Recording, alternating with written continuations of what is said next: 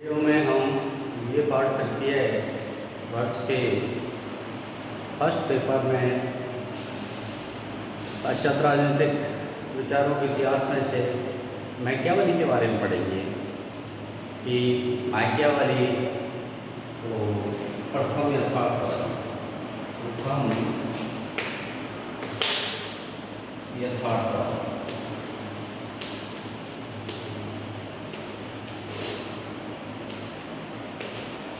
विचारक कहा जाता है, तो उसके बहुत सारे कारण। मैकियावेली का जन्म इटली के फ्लोरेंस नगर में हुआ था और उसका जो जन्म का समय है, आधुनिक युग का जो आरंभिक युग है,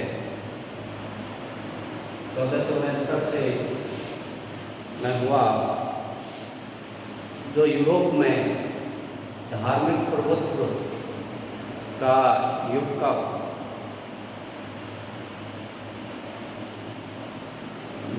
कहें कि विकास हो रहा था और चर्च की शक्तियों में लगातार कमी होती जा रही थी और लौकिक विषयों में लोगों की रुचि बढ़ती जा रही थी। मैकियावेली ऐसे संक्रमणकालीन समय में पैदा हुआ और चूंकि मैकियावेली एक राजनीतिक होने के साथ एक कूटनीतिक भी था, क्योंकि उसे राज्य की सेवा करने का अवसर फ्लोरेंस नगर में राजदूत के रूप में उन्हें काम करने का मौका मिला। इसलिए राजनीति की जो जटिलताएं हैं, जो यथार्थताएं हैं, उनको स्पष्ट रूप से उन्होंने देखा, समझा और अपने जो ग्रंथ है उनमें वर्णित किया है। मैकियावेली की कुछ किताबें हैं जिनमें सबसे फेमस है द प्रिंस। ये जो रचनाएं हैं 1513 और 15 में उसने स्टार्ट कर दी थी, लेकिन उनका प्रकाशन है 1532 में ही हो पाया, उनकी मृत्यु के 5 साल बाद। उनकी सबसे फेमस किताब है the prince, discourses on living, the history art of war. राजकला से जुड़े सिद्धांतों का जितना मार्मिक विवेचन, यथार्थवादी विवेचन उन्होंने किया है, ऐसा भारतीय राजनीतिक विचारों में कौटिल्य का नाम लिया जा सकता है। इसलिए कभी कभी कौटिल्य और मैकियावेली की तुलना भी की जाती है। इस वीडियो में हम मैकियावेली को प्रथम यथार्थवादी विचारक सिद्ध करने वाले तर्क है उन पर प्रकाश डालेंगे, या कहें कि मैकियावेली के विचार मध्ययुग की समाप्ति और आधुनिक युग के प्रारंभ के प्रतीक थे। इस विचार को हम पुष्ट करेंगे, या सीधे शब्दों में कहें तो मैकियावेली आधुनिक विचारों का जनक है। इसे सिद्ध करने के लिए हम कुछ तर्क दे सकते हैं। तो मैकियावेली के बारे में हम चूँकि जानते हैं कि वो एक प्रथम यथार्थवादी विचारक है, साथ साथ उसे युग का शिशु भी कहा जाता है, क्योंकि यूरोप में जो निरंकुश राजतंत्र था, राजतंत्र के रूप में जो निरंकुशता यूरोप में देखने को मिलती है, वो शक्तिशाली राष्ट्र का प्रतीक थे, जिनमें France, Spain, England, Germany. Italy के लिए भी मैकियावेली ऐसे ही निरंकुश और शक्तिशाली राज्य की परिकल्पना चाहता था, जिससे कि इटली एक शक्तिशाली राज्य बने। इसलिए भी मैकियावेली आधुनिक युग का जनक और अपने युग का शिशु कहा जाता है कि उसने अपने युग की जो परिस्थितियाँ हैं उनके अनुसार राज्य की आवश्यकता और व्याख्या उसने की। मैकियावेली को आधुनिक युग का जनक कहने का तात्पर्य यह है कि मैकियावेली से ही आधुनिक युग प्रारंभ होता है और मध्य युग का समापन होता है। मैकियावेली को आधुनिक युग का जनक इसलिए कहा जाता है कि उसने मध्य युग की प्रमुख विशेषताओं जैसे सामंतवाद, पोपतंत्र, पवित्र रोमन साम्राज्य की धारणाओं को स्पष्ट रूप से अस्वीकार कर दिया। मैकियावली ने धार्मिक आधार पर राजनीतिक साम्राज्य का विरोध भी किया। इसी प्रकार वह मध्ययुग के दैवी कानून में कोई आस्था नहीं रखता था। शासक द्वारा निर्मित कानूनों को ही वह सर्वश्रेष्ठ मानता था। अतः मैकियावली का जो चिंतन है, मध्यकालीन चिंतन, जो धर्म का चिंतन है, जो मध्ययुग का चिंतन है, जो अंधकार युग का चिंतन है, उससे भिन्न लाइन पर जाता है। और मध्यकालीन चिंतन से नवीन होने के साथ साथ उसने एक नया मार्ग प्रशस्त किया राजनीति में यथार्थवाद का, जो आदर्श कल्पना और अलौकिक जो विशेषताएँ हैं उनसे हटकर राजनीतिक और राजनीतिक विज्ञान में यथार्थवादी विचारों को स्थान देना उन्होंने स्वीकार किया। उसे आधुनिक चिंतन कहने के हमारे पास बहुत सारे तर्क हैं। सबसे पहले हम कहेंगे कि मैकियावली राष्ट्रीय राज्य का संदेशवादी था। मैकियावली इटली को एक मजबूत शक्तिशाली राष्ट्र के रूप में संगठित करना चाहता था। तत्कालीन इटली बहुत सारे गणराज्यों में विभाजित था। आधुनिक युग के प्रारंभ में एक महत्वपूर्ण परिवर्तन हुआ कि पवित्र रोमन साम्राज्य और पोपतंत्र की शक्ति और सम्मान कम होता गया और यूरोप में शक्तिशाली राज्यों का आविर्भाव हुआ। आधुनिक युग के प्रत्येक विचारक ने राष्ट्रीय राज्य की कल्पना की, लेकिन मैकियावली में सबसे प्रथम।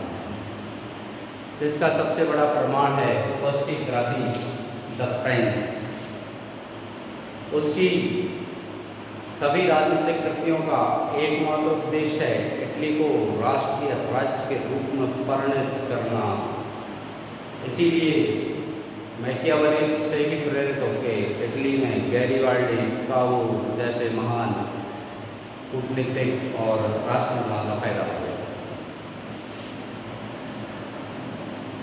आधुनिक युग विचारक कहने का एक तर्क ये भी दिया जाता है कि मैकियावली आधुनिक जो राज्य की स्थिति है उसका उसने निरूपण किया है। मैकियावली अरस्तु के बाद प्रथम विचारक है जिसने राज्य को महत्वपूर्ण स्थान प्रदान किया है। उसने राज्य को सर्वश्रेष्ठ संगठन मानते हुए उसे ही सत्य बना दिया है, एंड्स। उसके अनुसार समाज की अन्य संस्थाएं राज्य की अधीनता में अपना कार्य सुरक्षित ढंग से कर सकती है और राज्य हित में ही अपना हित समन्वित करके आगे बढ़ सकती है, जो वर्तमान स्थिति का पूर्वानुमान था। इसलिए सेवाइन कहते हैं कि उसने राजनीतिक विकास की दिशा में होने वाला इस परिवर्तन को पहले ही रोक दिया। इसी प्रकार मैकियावली राज्य की संपूर्णता का पोषक है। मैकियावली ने सर्वोच्च नागरिक संस्था के रूप में राष्ट्र शब्द का प्रयोग किया है, जो कि आधुनिक युग की धारणा का प्रतीक है। मैकियावली संपूर्णता शब्द का प्रयोग स्वतंत्र रूप से भले ही नहीं करता है, लेकिन उसने व्यवहार में राज्य की संपूर्णता को पूर्ण अर्थ प्रदान किया। जैसे उसका विचार था कि राज्य में एक केंद्रीय सत्ता होनी चाहिए जो कि अपनी सीमाओं के भीतर सभी व्यक्तियों और संस्थाओं पर अपना केंद्रीय नियंत्रण रखे और ट्रेन, दंड, भैंस आदि के आधार पर आदेश मनवा सके। अतः मैकियावली व्यवहार में राज्य की संपूर्णता का पोषक था। आधुनिक युग की जो विशेषता है वो धर्म को लौकिक मामला और नैतिकता को भी लौकिक मामला या व्यक्तिगत मामला मानता है। दूसरी ओर राजनीति को सार्वजनिक मामला या सार्वजनिक हित से संबंधित बातों में राज्य का कार्य क्षेत्र आता है, जबकि राजनीतिक क्षेत्र में सार्वजनिक क्षेत्र की बातें के साथ में व्यक्तिगत मामले भी आ सकते हैं, बशर्ते उनका प्रभाव, उनका संबंध राजनीतिक हो। धर्म का राजनीति से पृथक्करण मैकियावेली को आधुनिक विचारक के रूप में स्थापित करता है। मैकियावेली मध्य युग में धर्म प्रधानता के कारण राजनीतिक संस्थाओं का जो विकास अवरुद्ध रहता है, उसको वह कारण को पहचान कर दोनों को अलग अलग करता है। धर्म का राजनीति से विच्छेद करने का साहस किसी ने मध्य युग में नहीं किया, लेकिन मैकियावेली ने सर्वप्रथम निर्भीकता और स्पष्टता से यह घोषणा की कि राजनीतिक लक्ष्य की प्राप्ति के लिए उचित और अनुचित दोनों प्रकार के साधन अपनाए जा सकते हैं। इसी प्रकार मैकियावेली ने यह विचार करते हुए किया कि राज्य के जो सिद्धांत है, राज्य के सिद्धांतों और उद्देश्यों को मानव प्रकृति के वैज्ञानिक और तार्किक अध्ययन के आधार पर आधारित किया जाना चाहिए।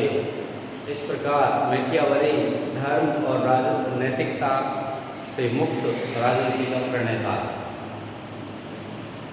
मैकियावेली को आधुनिक राजनीतिक विचारक इस अर्थ में भी कह सकते हैं कि वह सत्यवादी राजनीति का प्रणेता है।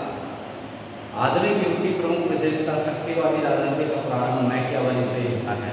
उसके अनुसार शक्ति ही सत्य है।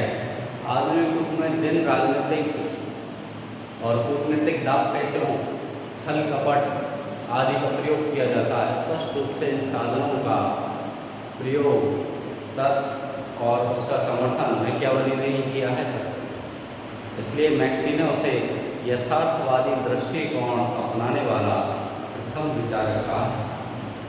आधुनिक युग की विशेषता है व्यक्तिवाद। मैकियावेली के विचारों में मैकियावेली व्यक्तिवाद का जनक भी सिद्ध होता है। मैकियावेली आधुनिक युग की जो विशेष प्रवृत्ति है व्यक्तिवाद, उसका जनक है, क्योंकि आधुनिक युग के प्रारंभ में जब व्यापार, वाणिज्य, उद्योग का प्रसार हो रहा था, तो ये धारणा जोर पकड़ रही थी कि आर्थिक क्षेत्र में राज्य का हस्तक्षेप कम से कम होना चाहिए।